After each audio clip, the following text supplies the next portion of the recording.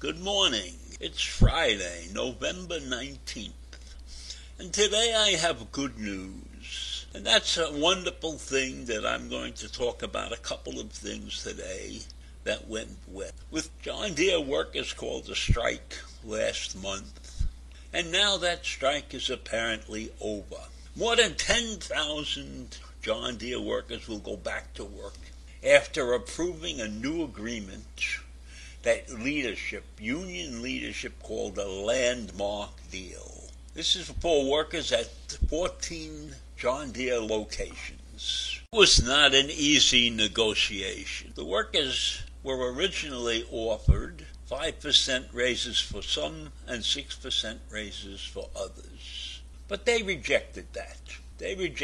And they stayed on strike. Wednesday, they came to terms. They ratified a new 6-year deal, and this deal included a 10% raise immediately and another 10% spread over the 6 years of the contract. So that's a 20% increase in your salary in 6 years, and that's pretty good in this day and age.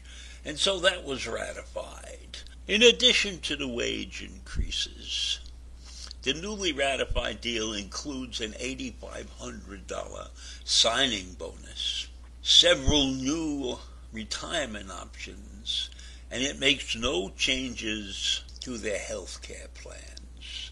So all in all, very good deal for everybody. But there were many union members who were not satisfied with this deal. So this wasn't a slam dunk, because 39% of the membership voted against the deal. They voted to stay on strike. 61% was satisfied with this deal, and so the deal went through.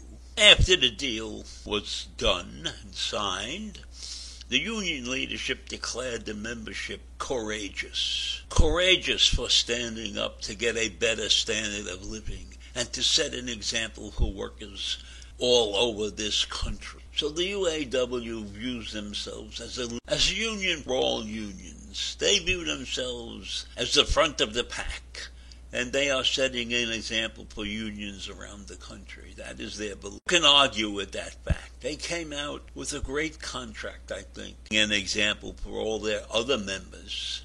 Remember, Deere is not the only group of UAW members in this country. Their membership throughout the UAW looks at this contract that they got good for the future of all the members of the UAW. The membership of the UAW has to be happy with this and has to recognize the fact that if you stand together and you end up fairly reasonable, good things will happen. So this might breathe new light into union memberships. There might be a reason for many employees to consider joining unions, which have had a downturn in the last 30 or 40 years. Anyhow, it's time to move on to another subject.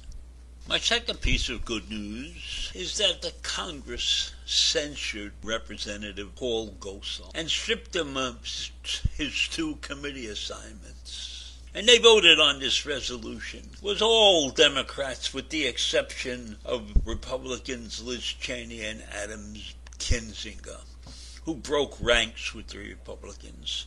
And that doesn't surprise me one bit, because those 2 representatives, while they're conservative in nature and do not believe in all of the issues that the Democrats believe that their job is to serve this country, they are not 100% loyal to the Republican Party. They are not hanging on to the ideals of a former president, everything that goes on. So in any event, they voted for this resolution that censured GOP Representative Paul Gosar. And we all know why. Because of that evil cartoon that he created in which he murders Representative Ocasio-Cortez and threatens the President of the United States. And Republicans can look the other way, as they have done time and time again. But this is a good thing for this country. So Cheney told reporters that the glorification of the suggestion of the killing of a colleague is completely unacceptable. And I don't think it would have been acceptable if he had elected to kill a Republican colleague. I think it's a clear violation of the House rules. I think it's a sad day, Cheney told reporters. I think it's really important for us to be very clear that violence has no place in our political discourse. That's what Cheney said. And she's 100% right. We don't kill people who have different views than ours. We get together and we compromise if we're doing our jobs properly. But that particular art seems to have gone way, way down in the political arena.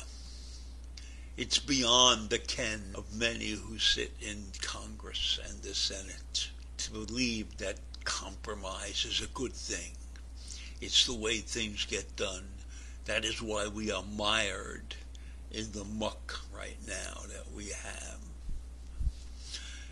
So I view this as a very good thing that Gosar was censured. That's the most severe punishment that can be delivered to a member of Congress. Kinzinger said that we have to hold members accountable.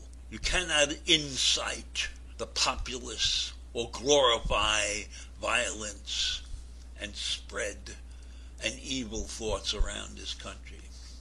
And the failure of this body to do a censure would have been grossly negligent. And one of the GOP members of Congress, David Joyce, voted present. That means he didn't vote yes or he didn't vote no, because he serves on the Ethics Committee. And he believes the Ethics Committee has to sit down and talk about the video that Gosar posted, while many others voted no. And there were some from Pennsylvania and Virginia who did not vote at all. And of course, Gosar refuses to answer any questions about his tweet of the violent video. He was walking in silence. He wouldn't say if he regretted it or explain the claim he made internally that he didn't see the violent episode in the video before he tweeted it out, because he had somebody do it for him, obviously. We know that he has a digital expert working for him. But in any event, it's good news that he got censured. It's just too bad that the Congress doesn't have the ability to throw him out on his ass. So I leave you with that today.